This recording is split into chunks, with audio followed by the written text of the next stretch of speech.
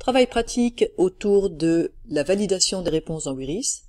L'énoncé qu'on va proposer aux élèves, c'est le suivant. Sachant que 3 pommes coûtent 5 francs et qu'il y a proportionnalité, déterminer le prix Y en fonction du nombre X de pommes. On attend donc la réponse Y égale 5 tiers de X.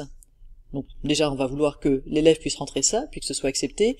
Et puis je vous propose ensuite de jouer avec les options pour qu'on puisse accepter, par exemple, 3Y égale 5X ou 3Y moins 5X égale 0. C'est-à-dire non plus le prix en fonction des pommes, mais une expression reliant le prix et le nombre de pommes.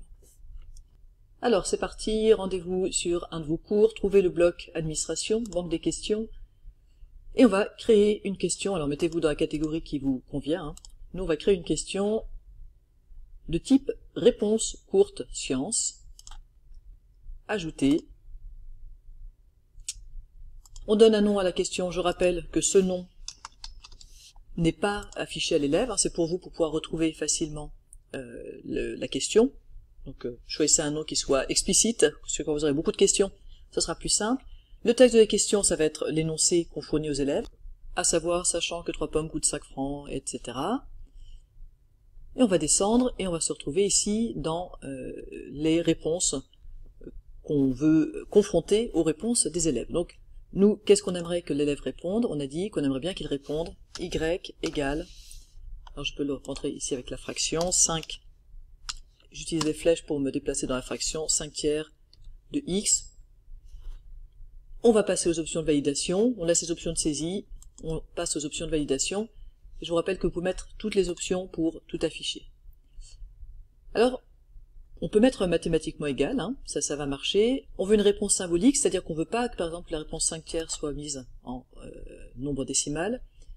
Je pense qu'on veut que l'expression soit simplifiée, à vous de décider si vous acceptez un 10/6 ou pas. Mettons qu'on ne demande pas qu'elle soit simplifiée, et puis développer plutôt oui, hein, par exemple on ne veut pas 5x sous la forme x plus x plus x 5 fois. Mais là aussi, à vous de voir si vous imposez ou pas que la réponse soit développée, ça dépend de ce que vous voulez évidemment évaluer. Pour le reste, a priori, il n'y a rien qui m'intéresse, et donc je vais pouvoir tester maintenant, ici en bas à gauche, cette question. Donc on a dit déjà, si j'écris y égale, par exemple, 10/6, et puis je mets un fois x. Alors là c'est correct, c'est mathématiquement égal, c'est une réponse symbolique, et c'est développé. Je vous rappelle que je n'ai pas demandé que ce soit simplifié. Et puis la question qu'on se posait, c'est ok, est-ce que maintenant si je mets 3y égale 5x, est-ce que ça marche? Et donc là ça marche pas, parce qu'il considère que ce n'est pas mathématiquement égal. Si on veut accepter une réponse du type 3y égale 5x, on va retourner dans les options de validation, et c'est pas mathématiquement égal qui nous sera utile à ce moment-là, ce sera équation équivalente.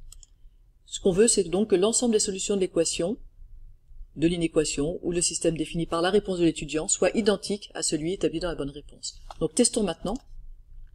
Maintenant, si je mets 3y égale 5x, on me dit bien que ce sont des équations équivalentes, elles ont les mêmes solutions.